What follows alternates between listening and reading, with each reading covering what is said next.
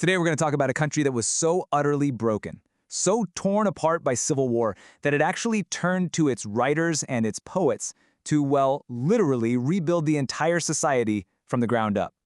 I mean, seriously, think about that question. After you've executed your own king and ripped the country in two, how on earth do you put it back together? What tool could possibly be powerful enough to restore order and give everyone a shared sense of purpose again?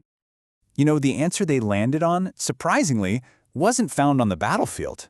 Nope. It was found in theaters, in little pamphlets, and in poetry. This was an age that put all its faith in the power of words to actually shape a nation's soul. To really get this, we have to go back to the beginning, because this so-called Age of Reason, it didn't just pop up out of nowhere. It was forged in fire. It was a direct, deliberate, and frankly, a desperate reaction to an age of absolute chaos. Just look at this timeline for a second. In a little more than 10 years, England goes from killing its king to bringing his son back to rule. But the country was scarred, It was deeply divided. So the neoclassical age was basically this massive, century-and-a-half-long project to make sure that kind of chaos never, ever happened again. And literature, that was their number one tool. So, how do you do it? How do you bolster the king's power and make rebellion look like a terrible idea in a way that people will actually pay attention to? Well, it's simple, really. You make it brilliant entertainment. And that is where satire comes in. Now, the really interesting part of this is that second sentence. For the writers of this era, satire wasn't just about being funny or mean. It had a moral mission. The goal was to use laughter and wit like a surgeon's scalpel to cut out the vices of society and actually correct people's behavior. And the first big target for this brand new literary weapon was a very real political threat, the exclusion crisis. This was a messy, very public attempt by some powerful people to keep the king's Catholic brother from ever taking the throne. It was basically treason, and it was threatening to throw the whole country right back into civil war. So, the great poet John Dryden steps onto the scene. He can't just write a political essay saying, "Hey, stop being traitors." Nobody would read that. So instead, he writes this brilliant poem using a story everyone would recognize. He takes the biblical tale of Absalom betraying his father, King David, and he maps it directly onto the current crisis. Everybody who read it knew exactly who he was really talking about. It was a genius move, a total public takedown of the rebels, all disguised as a classical poem.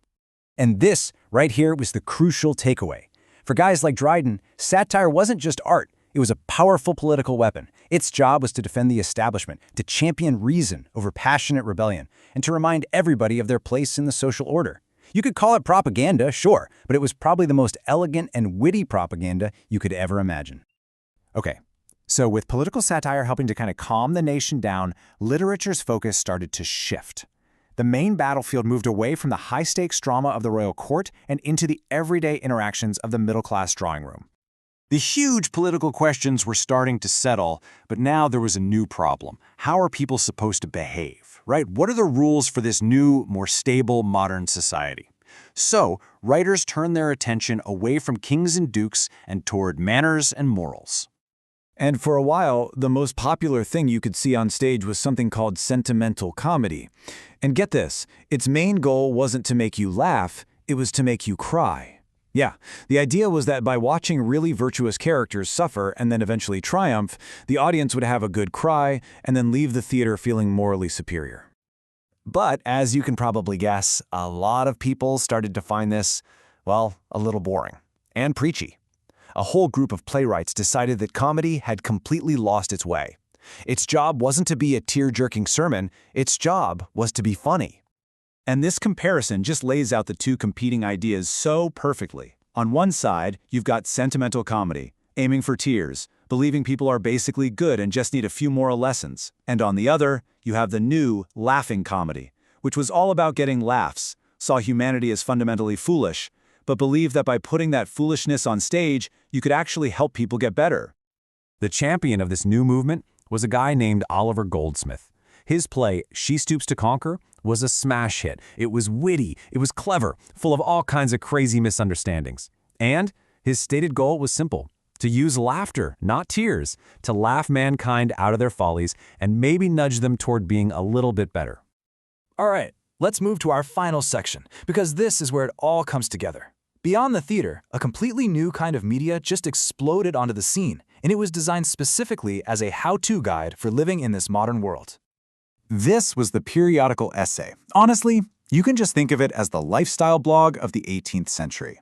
Publications like The Tatler and The Spectator were published daily, and they were devoured by this growing, educated middle class that was super anxious to know the right way to act, to think, and even to dress. And just look at the topics they were covering. This was incredibly practical stuff. How to behave in a coffee house, what counted as polite conversation. They even made arguments for educating women. This wasn't some abstract philosophy. This was a user's manual for society, delivered right to your door every morning.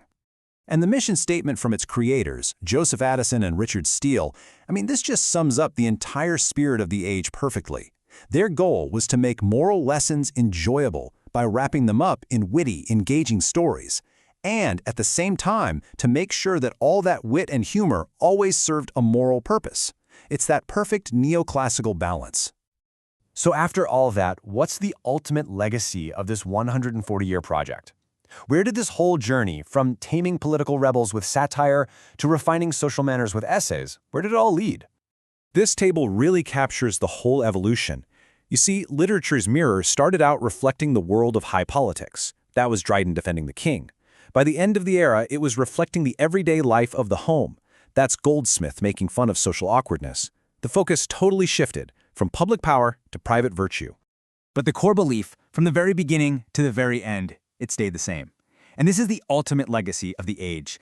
This powerful conviction that clear thinking, rational argument, and clever writing, they weren't just for fun.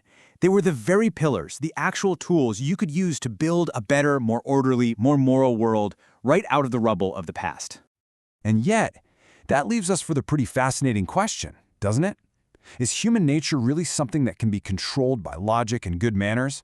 After more than a century of reason and order and control, maybe, just maybe, a rebellion of pure passion, emotion, and individualism was bound to happen next.